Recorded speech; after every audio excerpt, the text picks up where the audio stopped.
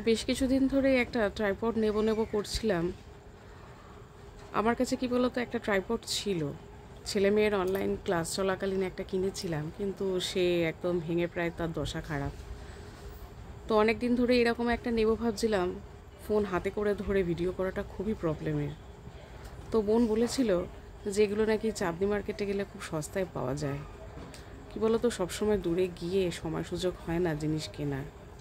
তো ফ্লিপকার্ট থেকে একটা অর্ডার দিয়েই নিলাম।